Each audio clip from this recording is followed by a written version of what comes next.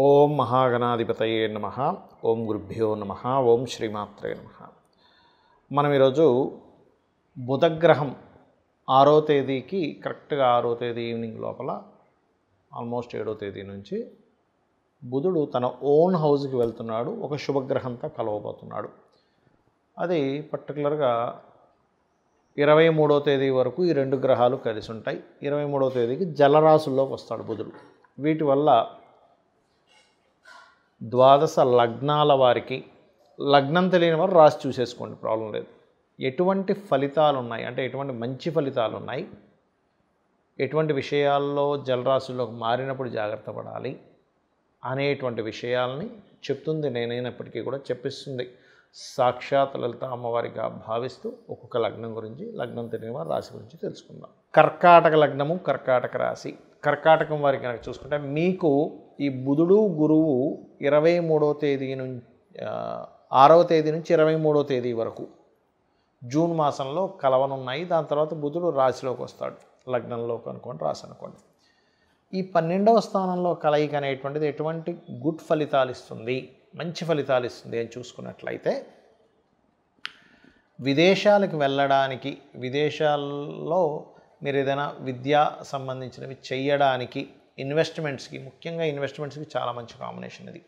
12వ అధిపతి 12లో ఉంటున్నాడు, భాగ్యాధిపతి వచ్చి 12లో ఉంటున్నాడు. కాబట్టి 12వ స్థానం అంటే ఇన్వెస్ట్మెంట్ స్థానానికి ఎప్పుడైతే భాగ్యం కనెక్ట్ అయిందో, అయితే ఇక్కడ 6వ స్థానాధిపతి కూడా ఉన్నాడు కాబట్టి గురువు, అది కొంతవరకు రుణం లభించడానికి. చూడండి, మనం ఏదైనా ఒక ఇన్వెస్ట్మెంట్ చేయాలంటే మన దగ్గర కొంత డబ్బు ఉంటే ఇంకొంత ధనాన్ని తీసుకొని ఇన్వెస్ట్మెంట్ చేస్తాం. అలా ఇన్వెస్ట్మెంట్ చేయడానికి రుణ లబ్ధి కూడా ఇస్తుంది ఇక్కడ. అదేవిధంగా తండ్రి గారి ఆస్తికి సంబంధించిన విషయంలో ఏవేవైతే మనం గతంలో ఆగిపోయి ఉన్నాయో అవి కాస్త మూవ్మెంట్ అవ్వడానికి, మరియు మరొక విషయం ఏంటంటే వివాహ జీవితంలో గతంలో ఏమైనా మిస్అండర్స్టాండింగ్స్, మిస్కమ్యూనికేషన్స్, లేకపోతే ఫలానా సంబంధించినటువంటి విషయంలో మేము చాలా ఇబ్బంది పడుతున్నామండి, ముందుకు కదలట్లేదు అంటూ ఉంటారు కొంతమంది. అంటే ఇద్దరి మధ్యనే కొంతమందికి కలవదు, డివోర్స్ ఇచ్చేద్దాం అనుకుంటారు, లేదా డివోర్స్ ఇచ్చేసిన తర్వాత రెండో వివాహం కోసం ప్రయత్నం చేస్తూ ఉంటారు. అటువంటి వాటికి కర్కాటకం వారికి ఈ యొక్క 6వ తేదీ నుంచి 23వ తేదీ వరకు కూడా అనుకూలత చాలా చక్కగా ఉంది.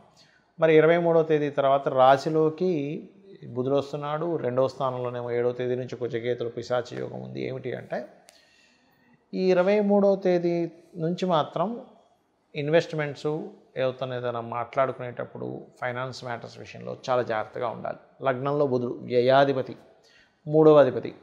అయితే ఇక్కడ దీంతో పాటు 2వ స్థానంలో కుజకేతులు కూడా వస్తున్నారు. 7థ్కి వెళ్ళి ఆ కుజుడిని కేతుతో కలుస్తున్నాడు. కాబట్టి మీరు ఏం చేయాలంటే మనీ మ్యాటర్స్ ఏదైనా, ముఖ్యంగా తండ్రి తరపు లేదా సంతానం ఎక్కడైనా జాబ్ చేస్తున్న వాళ్ళకి, అంటే సంతానం ఎక్కడైతే జాబ్ చేస్తుంటారో అక్కడ ఉండేటువంటి వ్యక్తులకి, మీరు జాబ్ చేస్తున్నటువంటి ప్రదేశంలో, అంటే ఒక జాబ్ చేస్తున్న ఏదైనా ఒక కంపెనీలో, అక్కడ మీరు ఏదైనా మనీ ట్రాన్సాక్షన్స్ విషయంలో జాగ్రత్తగా ఉండాలి. ఇది చాలా ప్రధానమైనటువంటి అంశం.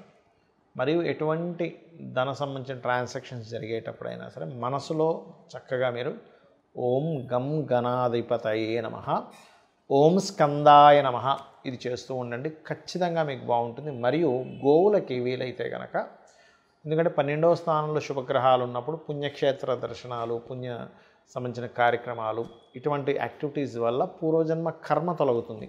కాబట్టి గోవులకి చక్కగా మీరు గ్రాసము, క్యారెట్స్ తినిపించడము, మరియు అదేవిధంగా హోమాల్లో ఎక్కువగా పార్టిసిపేట్ చేయడం చేయండి. అన్ని మనం చెప్పుకుంటున్నటువంటి ఏదైతే ఈ బుధగ్రహానికి సంబంధించిన విషయం ఏదైతే ఉందో, ఇది ప్రధానంగా ఎవరి మీద ఎఫెక్ట్ ఉంటుంది అంటే విద్యార్థులు. గుర్తుపెట్టుకోండి, విద్యార్థులు బుధగ్రహానికి సూచనగా తీసుకుంటాం, మాస్టర్స్ గురుగ్రహానికి సూచనగా తీసుకుంటాం. సో ఈ బుధుడు గురువు కలయిక వల్ల ఏమిటి అంటే, ఒకటి ప్రపంచవ్యాప్తంగా, దేశవ్యాప్తంగా తీసుకుంటే ఈ రెండు గ్రహాలు ఎప్పుడైతే 6వ తేదీ నుంచి 23వ తేదీ వరకు కలిసి ఉంటున్నాయో, షేర్ మార్కెట్కి ఒక మంచి ఇది, మార్కెటింగ్ రంగాల్లో ఉండేటువంటి వారికి మంచిది. మీరు ఏదైనా ఒక వార్తని స్ప్రెడ్ చేసేటప్పుడు, లేదా మనం చూడండి ఒక్కోసారి ఫలానా డిజిటల్ మార్కెటింగ్ రిలేటెడ్ సంబంధించిన వాటిల్లోని షేర్ మార్కెటింగ్లో ఫలానా దాని మీద ఇన్వెస్ట్మెంట్ చేస్తున్నాము, మీకు గనక మీ జన్మజాతకంలో మంచి టైం నడుస్తుంది. ఎప్పుడు కూడా మన పర్సనల్ చార్ట్లో ఎటువంటి ఫలితాలు వస్తున్నాయి, దానికి గోచారంలో ఏ గ్రహాల యొక్క కలయిక ఏర్పడుతుంది, ఈ రెండు కనెక్ట్ అవుతుంటాయి, గుర్తుపెట్టుకోండి ఎప్పుడు కూడా. అలా ఎటువంటి కనెక్టివిటీ ఏర్పడుతుంది, ఎటువంటి గోచారం వస్తుందనేది పర్టికులర్గా చూసుకోవాలి, గుర్తుపెట్టుకోండి. అలా వాటికి చాలా మంచిది ఇది. మరియు అగ్రిమెంట్స్, కాంట్రాక్ట్స్ కొత్తగా ఏదైనా ప్రారంభించడానికి, ముఖ్యంగా బిజినెస్ రిలేటెడ్, అందులో ముఖ్యంగా మార్కెటింగ్ రిలేటెడ్, ఇట్లాంటి వాటికి ఈ కాంబినేషన్ చాలా మంచిది. అయితే ఈ కాంబినేషన్ ఉంది కదండి, ఈ రోజుల్లో ఎప్పుడైనా చేసుకోవచ్చు అంటే కాదు. మీరు పర్టికులర్గా ఏదైనా ఒక ముహూర్తం పెట్టుకున్నప్పుడు, గుర్తుపెట్టుకోండి, ఏదైనా ఒక ముహూర్తాన్ని పెట్టుకున్నప్పుడు ఆ ముహూర్త సంబంధంగా కలిసి రావడము అనేటువంటిది ఉంటుంది. అయితే ఇందులో చాలామంది అంటారు, ఏమండి ఇప్పుడంతా జ్యేష్ఠ మాసం అని, లేకపోతే తర్వాత ఆషాఢ మాసం అని, తర్వాత ఉండేటువంటి మాసాలు ఏవైతే ఉంటాయో మనకు ఒకసారి కలిసి రాదు కదా, అప్పుడు ఏం చేయాలి అంటే, శాస్త్రంలో అభిజిత్ ముహూర్తం అని ఉంటుంది, అభిజిత్ లగ్నము అని ఉంటుంది. 11:30 నుంచి 12 ఆ ప్రాంతాల్లో ఉంటుంది. 12:30 కొన్ని ఒక్కొక్కసారి ఒక్కో సమయంలో ఉంటుంది. ఎప్పుడైనా ఒక ముహూర్తం పెట్టుకునేటప్పుడు దుర్ముహూర్తం లేకుండా చూసుకోండి. దుర్ముహూర్తము, అదేవిధంగా వర్జ్యం లేకుండా చూసుకోవాలి. వర్జ్యం అనేటువంటిది ఉండకూడదు. చాలామంది తెలియక కేవలం రాహుకాలం చూసుకుంటారు. రాహుకాలం తమిళనాడు సైడ్ వాళ్ళది, మనం పాటించడంలో తప్పేం లేదు, కానీ అది వాళ్ళకి పనికి వస్తుంది. గుళిక కాలం, రాహుకాలాలు అని. అదేవిధంగా మీ జన్మజాతకంలో కనుక బుధుడు మంచి స్థితిలో ఉండి బుధగ్రహం యొక్క మహాదశలు నడిచేటువంటి వారికి కూడా ఈ బుధ గురువుల యొక్క కాంబినేషన్ మంచి ఫలితాలు ఇస్తుంది. అందులో ఎటువంటి సంశయం లేదు, గుర్తుపెట్టుకోండి.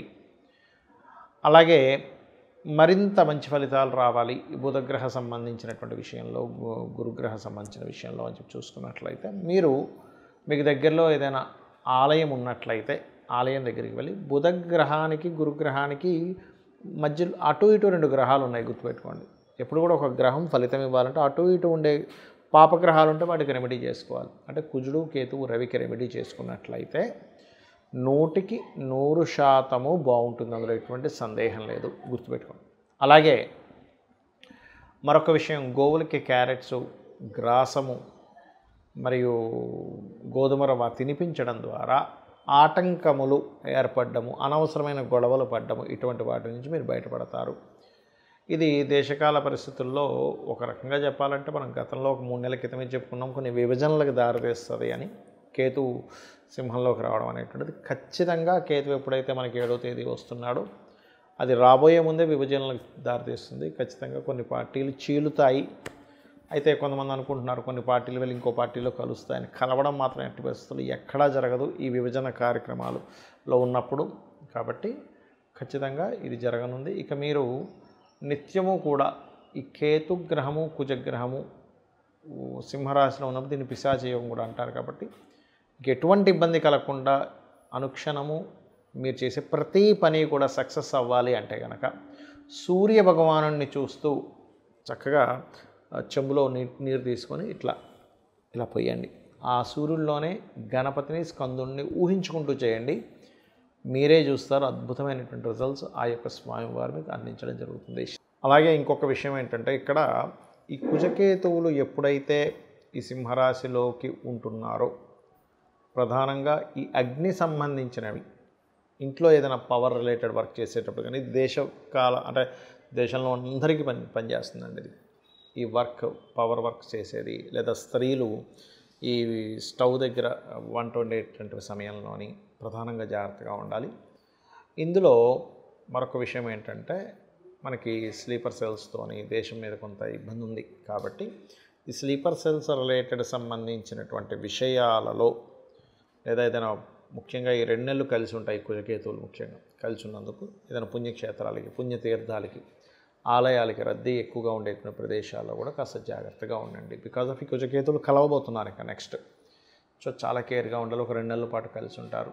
మరియు ఎక్కడికైనా మీరు బయలుదేరేటప్పుడు గణపతిని, స్కందుని తలుచుకు బయలుదేరండి. అప్పుడు ఇటువంటి విషయాల్లోనే మీరు బయటికి వెళ్ళి ఇబ్బంది పడకుండా ఉంటారు. శ్రీమాత్రేయ నమః.